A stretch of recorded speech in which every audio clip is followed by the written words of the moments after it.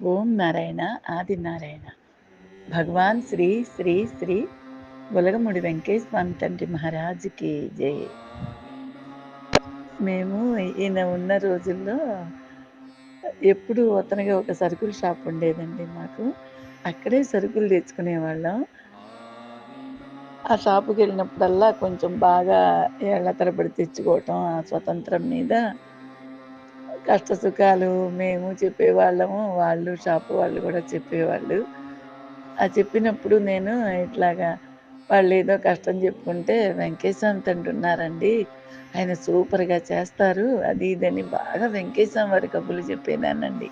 ఆ సరుకులు తీసుకుంటున్నంత సేపు అన్నీ వెంకటేశ్వర వారు చేసిన అద్భుతాలు, మహత్యాలు, ఇదిగో మీకిలా ఇందులో పెట్టినవి ఇవన్నీ ఆ రోజుల్లో జరిగేవి గదండీ! వాళ్ళు చాలా ఆశ్చర్యపోయేవాళ్ళు. "ఎవరమ్మా ఆ స్వామి? ఎక్కడుంటారు? ఏంటి?" అని చెప్పి అడ్రస్సు, ఆ పేరు అన్నీ తీసుకొని, "అమ్మ మాకు బోలెడున్నాయి. మేము గూడా తప్పకుండా ఆ స్వామి దగ్గరికెళ్తాము. ఇక్కడెక్కడన్నా గుడుందా?" అంటే నేను సింగనగరం వెంకటేశ్వర వారి గుడి గురించి చెప్పేదాన్నండి. "మీరు దండం బెట్టుకోండి కావాలంటే స్వామివారికి, నాయనా పలానా సమస్య మమ్మల్ని సరిచెయ్యి తండ్రి" అని దండం బెట్టుకుని ప్రతి శనివారం గుడికెళ్ళటమో, మీరేదో ఒకటి స్వామివారికి చెయ్యండి. తప్పకుండా ఆయన కాపాడతారని ఇలా చెప్పేదాన్నండి. అట్లాగే తల్లి అని జెప్పి వాళ్ళు ఇక సింగనగరం వచ్చి ఒకసారి స్వామివారిని చూసుకునేవాళ్ళు. ఓహో! ఈయన అని. తర్వాత ఇంకా ఏవన్నా మంచి పర్వదినాలొచ్చినా, లేదా కంపల్సరీ ఆగస్టు 24 ఆరాధనోత్సవాలకి స్వామివారికి బియ్యం బస్తా ఇవ్వటము, 10 కిలోల కందిపప్పు, ఒక నూనె టిన్ను చిన్నది, ఒక అరకిలో ఎండు మిరపకాయలని ఇలా ఇచ్చేవాళ్ళండి ప్రతి ఆరాధనోత్సవాలకి. ఒక చిన్న ఆటో ఒకటి మాట్లాడుకుని అవన్నీ అందులో ఎక్కించుకుని, ఇప్పటికి కూడా ప్రతి ఆరాధనోత్సవానికి స్వామివారికి ఇస్తారండి అక్కడ సింగనగరంలో. తర్వాత వాళ్ళ సమస్య సరైందని వాళ్ళు చాలా చాలా ఆశ్చర్యపోయేవాళ్ళు.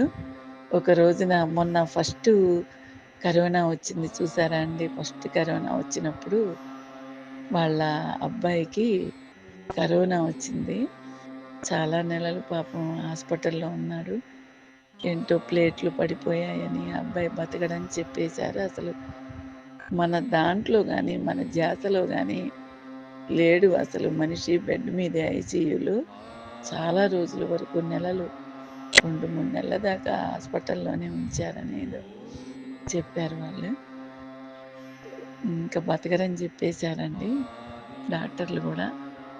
అప్పుడు ఒక అద్భుతం జరిగిందిటండి. ఇదంతా కూడా వాళ్ళే చెప్పారు మాకు. అది ఏ సందర్భంలో చెప్పారంటే, ఒక రోజున మాకు ఇందులో డబ్బులు పడ్డాయండి. రూ. 105 ఎంతో మా అకౌంట్‌లోకి డబ్బులు పడినాయి. అది మేము చూసుకోలేదు. చాలా రోజుల తర్వాత చూసుకున్నాను దాన్ని.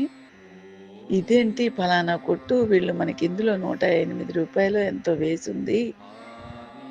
ఇది ఏంటి అసలు వీళ్ళు మన కొట్టు వాళ్ళు మన దాంట్లో డబ్బులేసారని చెప్పి మేము సెల్ చూసుకుంటుండగా ఆశ్చర్యపోయి వాళ్ళకి ఫోను చేసి, "ఏంటండి ఇందులో డబ్బులున్నాయి మీరేసినట్టు మాకేమి ఇవ్వక్కర్లేదు గదా! దేనికి ఇందులో ఉన్నాయని" చెప్పి అడిగితే చెప్పిన మహా అద్భుతమైన విషయం అండి ఇది.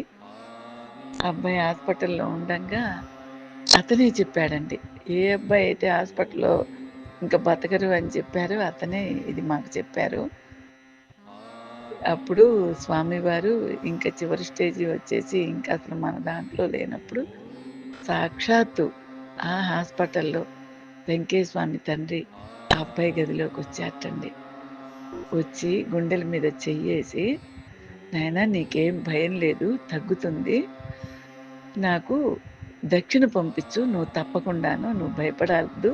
నీకు నయమైపోతుందని" జెప్పి సాక్షాత్తు వెంకయ్య స్వామి తండ్రి ఆయన హాస్పిటల్ రూమ్‌లోకొచ్చి ఆశీర్వదించారటండి.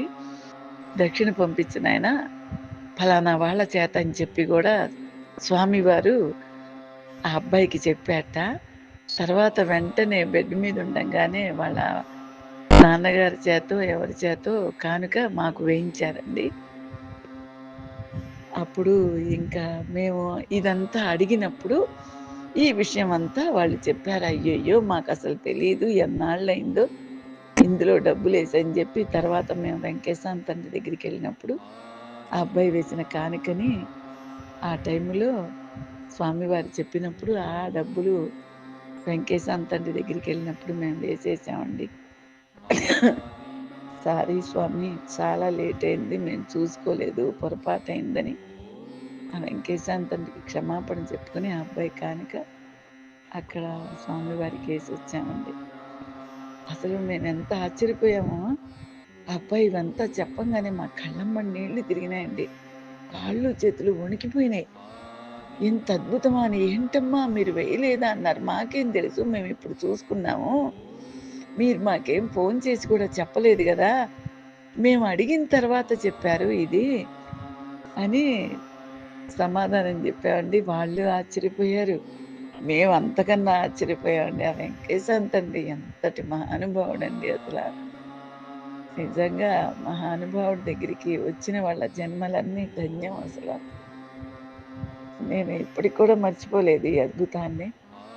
అసలు స్వామి ఎపిసోడ్‌లు ఏం జెప్పాలి, ఏం చెప్పాలి అని ఆలోచించుకుంటుంటే ఇది నాకు జ్ఞాపకం వచ్చిందండి. ఓం నారాయణ, ఆది నారాయణ. భగవాన్ శ్రీ శ్రీ శ్రీ గొలగమూడి వెంకయ్య స్వామి తండ్రి మహారాజ్‌కి